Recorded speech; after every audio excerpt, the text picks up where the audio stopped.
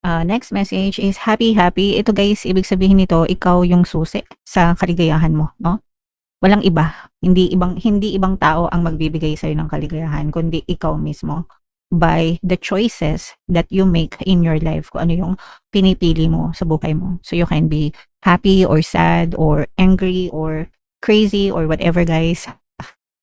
Ikaw yan. Kung anong pinipili mo sa buhay mo, guys, yun yung um, nagiging cause ng kasiyahan mo or ng misery mo sa buhay.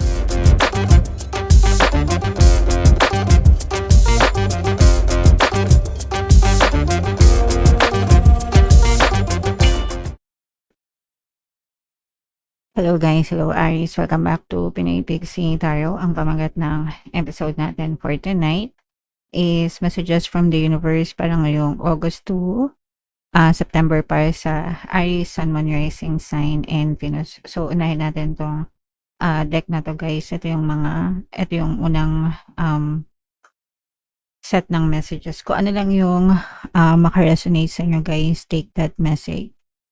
So, meron tayong a leg up. Ibig sabihin nito guys, may tulong na dadating sa inyo from the universe, especially kung palagi kayong nagdadasal guys, no?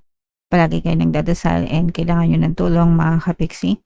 Pagkakaloob sa inyo talaga yan and dadating yan sa inyo. And huwag kayong mahiyang humingi ng tulong sa mga tao sa paligid nyo kasi paano nyo malalaman kapag kayo nagdasal ng tulong mga kapiksi, no? I-move ni universe yung mga tao, bagay, sitwasyon sa paligid mo na related sa dasal mo. So, kung nanghihingi ka ng tulong, ibibigay sa ni universe yung mga tao na magiging instrumento para tulungan ka. So, paano mo malalaman kung sino yung tutulong sa'yo na galing kay universe kung hindi ka manghihingi ng tulong, diba? So, you just have to find the right person na tutulong sa'yo. Kung hindi kayo tinulungan ng tao, let's say, lumapit ka sa isang tao, sa isang kamag-anak or kaibigan, kakilala, tapos hindi ka tinulungan, sabihin lang nun, hindi siya yung instrument ni universe para sa inyo. So, you have to find the right person. And kapag nakita mo yung taong tumulong sa'yo, be grateful kasi ibig sabihin nun, siya yung taong pinadala ni universe para tulungan ka. So, wag kayong magtatanim ng sama ng loob, guys, dun sa mga taong hindi tumutulong sa inyo, okay? It only means na hindi sila yung instrumento ni universe para tulungan ka. You just have to find the right person na pinadala sa inyo ni universe, mga kapiksi. Okay? Alright. So, yan yung first message para sa inyo, guys. Next message is happy, happy. Ito, guys, ibig sabihin nito, ikaw yung susi sa kaligayahan mo, no? Walang iba. Hindi ibang tao ang magbibigay sa'yo ng kaligayahan, kundi ikaw mismo by the choices that you make in your life. Kung ano yung pinipili mo sa buhay mo. So you can be happy or sad or angry or crazy or whatever guys. Ikaw yan. Kung anong pinipili mo sa buhay mo, guys, yun yung nagiging cause ng kasiyahan mo or ng misery mo sa buhay. So, bakit ka pipili ng sitwasyon na malungkot, di ba? When you can choose to be happy instead. Always choose happiness, guys, no? So, wala na dapat kadramahan sa buhay, mga kapiksi, no? Dapat puro happy-happy lang tayo, guys. Life is so short not to enjoy, di ba? So, enjoy life, Aries, okay? Alright. And another message, guys, is, ito naman ay connection with your family, mga kapiksi, no? Yan ang ating ugat, guys. Ang ugat ng lipunan ay ang ating pamilya. So, dapat palagi nating inaalagaan yung bawat isa.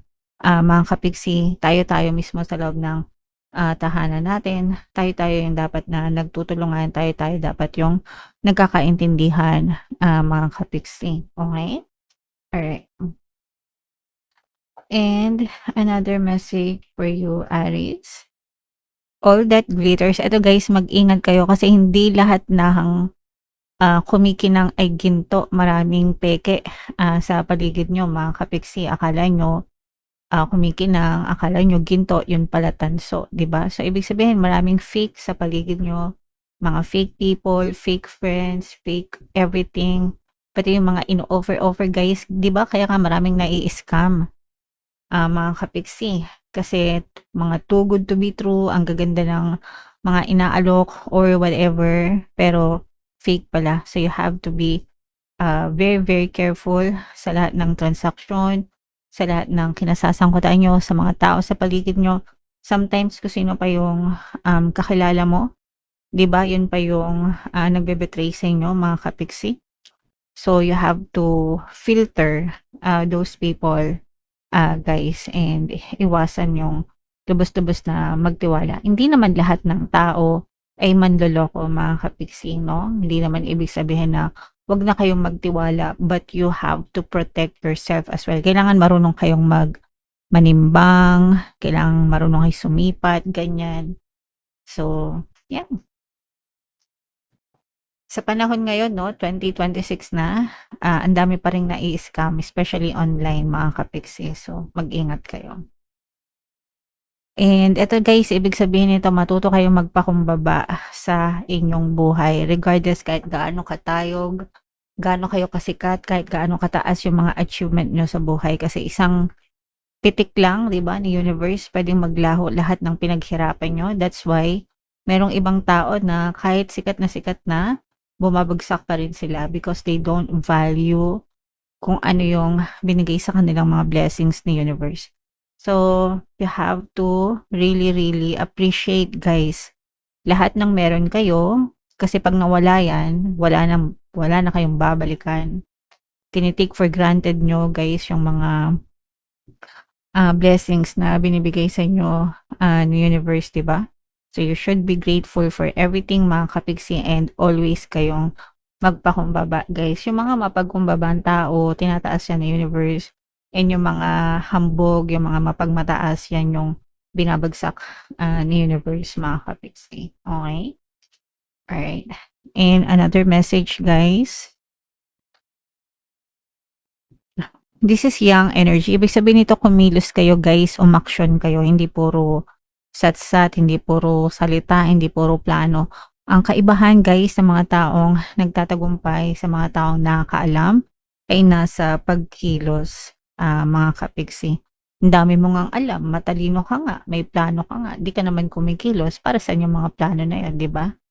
So, kailangan kumikilos. Actually, lahat yun dapat sabay-sabay, mga kapiksi, yung pagdadasal, di ba? Yung lagi kong tinuturo sa inyo, your prayers and affirmations, yung pagkilos nyo sa physical reality, and yung inyong positibong mental diet. So, lahat yan ginagawa. Yan yung magiging active energy nyo, mga kapiksi. Okay?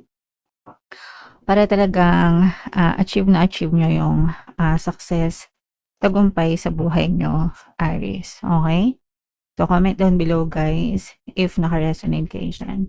So, ito naman yung sa love message. Tingnan naman natin yung mga mensahe sa inyo, mga kapiksi. Habang sinashuffle ko to, guys, panoorin nyo muna yung video natin regarding sa ating paano mag-manifest ng abundance video course. Kapiksi, sawa ka na ba sa mga struggles at hirap sa buhay mo? Masipag ka ba at masikap sa buhay ngunit hindi ka pa rin umaasenso? Ilang beses ka na bang nag-attempt mag-negosyo at mag-invest pero palagi ka pa rin nalulugi? Sa pagkakataon na ito ay maaaring may subconscious beliefs ka na nagiging balakid sa iyong pag-unlad at pagyaman. Introducing, paano mag-manifest ng abundance video course. Dito ay matututunan mong ma-overcome ang mga balakid mo para tuluyan ka ng umunlad, umasenso, sumagana, maging matagumpay, successful at maswerte sa iyong kabuhayan, pera, trabaho, negosyo, salapi at kaperahan ng bonggang-bongga.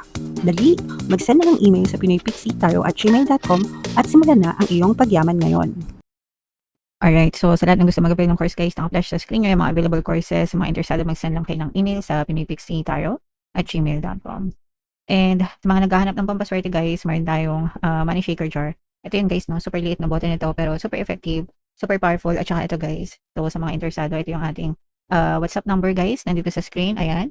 So, i-chat nyo lang ako dyan, mga kapiksi. So, ito yung mga love life messages. Pwede kayong pumili ng isa o kaya naman pwede nyo panoorin lahat, guys, kung ano yung naka-resonate sa inyo, take that message. So, ito yung first message natin. Ito yung image ng card. Napakaganda, guys.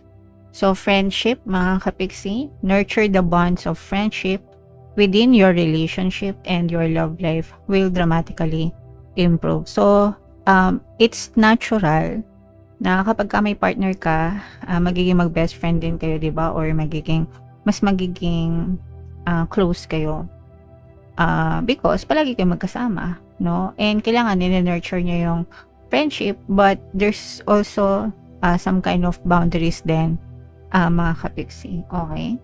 Pero, masarap sa pakiramdam na yung partner mo is kasundo mo rin. Yun yung ibig sabihin ng friendship, guys. Yung kasundo mo talaga, nagkakaintindihan kayo, ganyan-ganyan, and mag-improve talaga yung inyong pagsasama, mga kapiksi. Okay? Alright. So, yan yung first message para sa inyo, guys. Ito naman, yung second message, ito naman yung image ng card, guys. So, let there be closeness between you, but always give each other space. Love never claims. It simply allows and gives. So, ibig sabihin nito, guys, syempre kapag ka-jowa mo, natural na mag-close kayo, no? Palagi kayo nakikita, nag-uusap, magkasama. But, dapat binibigyan nyo din ng room, ng space, yung bawat isa for each other's growth, no? Para mag-improve kayo, para ma-achieve nyo yung kanya-kanyang goals and desires nyo. Syempre, guys, kahit na mag-partner kayo, mag-jowa kayo, meron pa rin kayong kanya-kanyang ambisyon, mga desires sa buhay. And you allow each other to grow para ma-achieve yung mga ambisyon na yun sa buhay. Okay? So, walang mind dyan. Okay? So, dapat hinahayaan nyo na mag-grow. Kasi, kung kayo din, di ba? Let's say, career-oriented kayo or meron kayong mga personal goals, gusto nyo rin ma-achieve yun. So, supportahan. Dapat nagsusuportahan kayo. Mga kapiksi. Alright? And ito naman yung pangatlong card, guys. Ito naman yung image ng card. Grabe. So, wait. Don't rush into it. Allow nature to take its course. So, yung pag-ibig, yung love, guys, hindi yung minamadali kung para sa'yo, kung dadating sa'yo, diba? Basta ipagdasal nyo, mga kapiksi. No? So, ipagdasal nyo na sana dumating yung tamang, especially sa mga single, guys, no? Kung single kayo, waiting for the right specific person, ipagdasal nyo talaga na sana tamang tao yung mabunta sa inyo, tamang relasyon, tamang pag-ibig, no? Kasi stranger yan na pinapapasok nyo sa buhay nyo, so it's either they make you or they break you, mga kapiksi. So, ayaw naman natin yung they break you, diba? So, dapat they make you. Kaya dapat, mas maganda talaga kung merong divine guidance, guys. So, ipagdasal nyo na ibigay sa inyo yung tamang tao kasi yan yung makakasama nyo for the rest of your life. So, wag nyong madaliin, guys, no? Yeah, so, allow it to happen naturally, mga kapiksi. Alright? Okay, so yeah, comment down below if naka-resonate kayo dyan, guys. And kung ano yung mga message na, eto guys, i-mind nyo na tong mga tulong na to, itong happiness na to, guys, no? Itong mga family, yeah. Mind nyo na yan, guys, sa comment section. And comment down below if naka-resonate kayo.